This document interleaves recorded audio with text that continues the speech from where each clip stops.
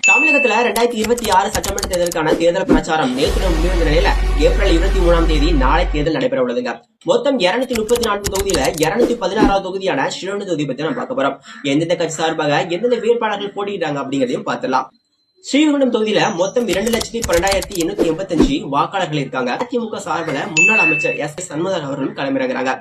திமுக சார்பில் கூட்டணி கட்சியான காங்கிரஸ் தற்போதைய எம்எல்ஏ இருக்கக்கூடிய ஊர்வசி அமிர்தராஜ் அவர்களும் களமிறங்குறாங்க.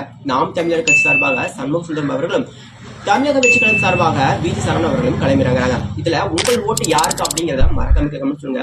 ஓட்டு போடுறதுக்கு ஓட்டர் ஐடியை விட பூத் ஸ்லிப் வந்து ரொம்ப இம்பார்ட்டன்ட்ங்க. இந்த பூத் ஸ்லிப் இருந்தாதான் நீங்க யாருக்காலும் ஓட்டு போட்டு அவங்கள ஜெயிக்க வைக்க முடியும். இந்த பூத் ஸ்லிப் வந்து ஒரு வாரத்துக்கு முன்னாடியே உங்க ஏரியாவில் உள்ள பிஎல்ஓ உங்களுக்கு உங்க வீட்டுக்கே வந்து விநியோகம் பண்ணிடுவாங்க. அப்படி எனக்கு பூத் ஸ்லிப் கிடைக்கல அப்படிங்கிறவங்க தான் இந்த வீடியோவை மறக்காம இந்த வீடியோ சேவ் பண்ணி வச்சுக்கோங்க. இந்த வீடியோ உங்க ஃப்ரெண்டுக்கும் ஷேர் பண்ணி விட்டுருங்க. குரோம்ல போயிட்டு electoralsearch.eci.gov.in வெப்சைட்ல போய்க்கோங்க. இதுல முதல்ல இருக்கிற லிங்கை கிளிக் பண்ணிக்கோங்க. கிளிக் பண்ணிட்டீங்க அப்படின்னா எபிக் நம்பர்ல உங்களுடைய ஓட்டர் ஐடி நம்பரை என்டர் பண்ணிக்கோங்க. ஸ்டேட்ல வந்து தமிழ்நாடு என்டர் பண்ணிட்டு கேப்சால வந்து அப்படியே பேஸ்ட் பண்ணி சர்ச் கொடுத்தீங்க அப்படின்னா டீடைல்ஸ் வந்துடும். இதுல வந்து வியூ டீடைல்ஸ் கொடுத்தீங்க அப்படின்னா உங்களுடைய பூத் ஸ்லிப் டீடைல்ஸ் எல்லாமே வந்துடும். ஸோ கீழே வந்து அப்படியே ஸ்க்ரோல் பண்ணீங்க அப்படின்னா பிரிண்ட் வியூ இன்ஃபர்மேஷன் இருக்கும். இதை டச் பண்ணீங்க அப்படின்னா உங்க பூத் ஸ்லிப் ரெடி ஆயிட்டு இப்போ நீங்க ஓட்டு போட ரெடி ஆயிட்டீங்க.